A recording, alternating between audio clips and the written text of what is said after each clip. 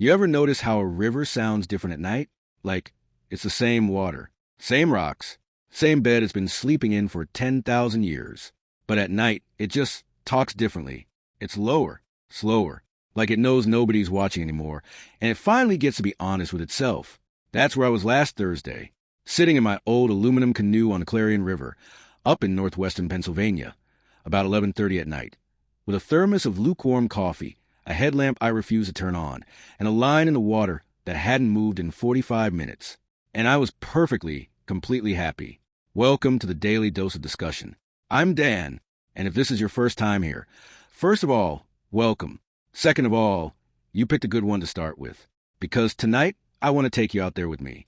I want you to feel the aluminum under your legs. I want you to smell that river, that dark, peaty, almost ancient smell that moving water has after the sun goes down. I want you to hear what I heard. And then, I want to tell you something that's going to completely change how you think about the river you're sitting on. Or any river, really, because there's a history underneath that water. Underneath all that dark, beautiful, moving water. That goes so far back it makes your head spin. So here's how the night started. I've been planning this trip for 3 weeks. Not in a big, elaborate way. I don't do Excel spreadsheets for fishing trips. My wife would tell you I barely do Excel spreadsheets or anything. But in that quiet, mental note kind of planning. The kind where you're in a meeting at work, and somebody's talking about quarterly projections, and in your head you're thinking about where the walleyes sit in the deep bend past Miller's Crossing when the water temperature drops below 60. That kind of planning. So Thursday came. I finished work around 5. Got home, ate dinner with my family. Tacos, because it's always tacos on Thursdays in our house. That's a whole other episode. And by 8 o'clock, I had the canoe strapped to truck, and I was heading north on Route 68 with the windows down and a podcast in my ear about the migratory patterns of freshwater mussel populations in Appalachian river systems. Yes, that's what I listened to on the way to go fishing. I know, the drive up to the Clarion is one of those drives that feels like the world is slowly exhaling. You leave the suburbs and the strip malls and the gas stations, and then gradually, mile by mile, the trees start to crowd the road. The billboards disappear. The radio stations get fuzzy. And by the time you're getting close to the river, it's dark enough that the stars are doing their thing. And there's this feeling like you've passed through some invisible curtain and entered a different version of Pennsylvania. An older one. I love that feeling. I've loved it since I was 8 years old, and my grandfather first drove me up to fish a different stretch of the same river. I remember sitting in the passenger seat of his old Ford. I wasn't even tall enough to see over the dashboard properly. And he said something I've never forgotten. He said, "Danny, the river doesn't care about your problems, but it'll listen to them anyway." That's more than most people can say. I think about that a lot. Anyway, I got to the put-in around 9:15. There's a gravel lot there, unofficial. Nobody's posted it or anything. It's just a spot local fishermen have used for decades. I know 3 or 4 guys who've been using that same pull-off since the 1970s. Old Ray Hutchins, God rest him, used to say that lot had seen more worms dug from its bank than a cemetery. I unstrapped the canoe, got the gear sorted. Rod, tackle box, mostly soft plastics and a few jigs. Walleye setup, nothing fancy. My life jacket, which I wore properly like a responsible adult because it was dark and I was alone, and my mother would haunt me from the beyond if I didn't. Thermos, headlamp in my vest pocket, and my little dry bag with my phone, and a waterproof notebook I've been keeping for about 6 years now. I keep notes when I fish. Not detailed scientific notes, although they end up pretty detailed sometimes, but just observations. Things I see, things I smell, things that feel worth writing down.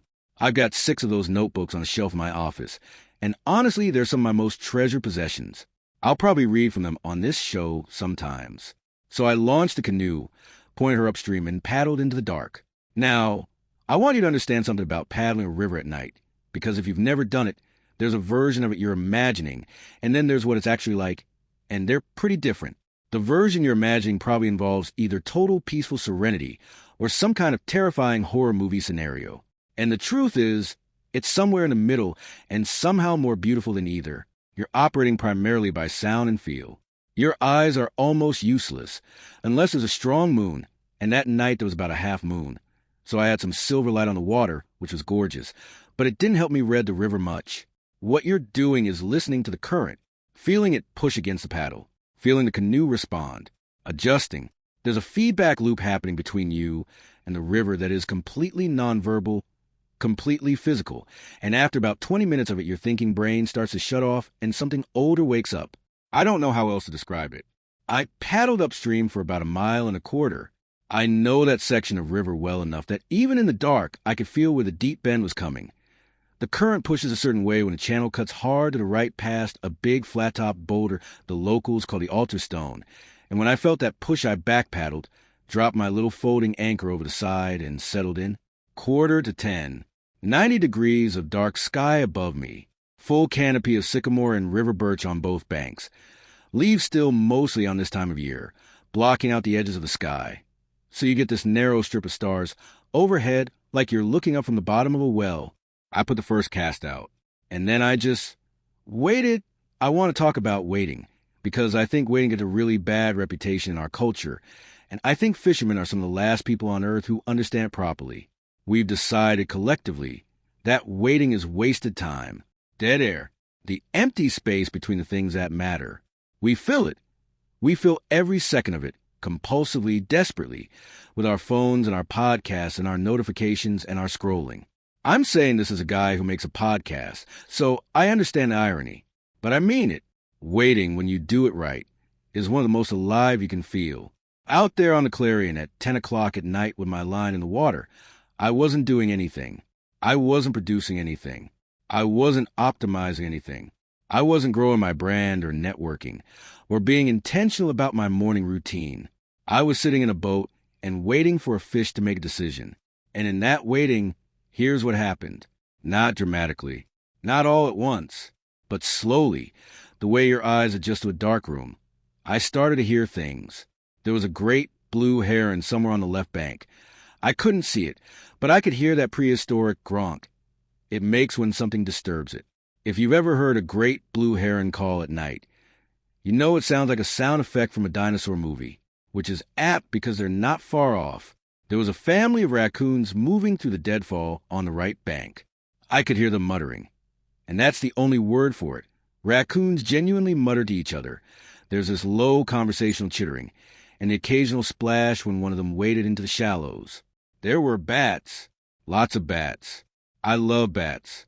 Little brown bats mostly, I think, doing their erratic zigzag thing about 4 feet above the surface of the water, hunting the caddis fleas and midges that hover just above the surface. Completely silent except for the faintest wing rustle if one cut close to my head.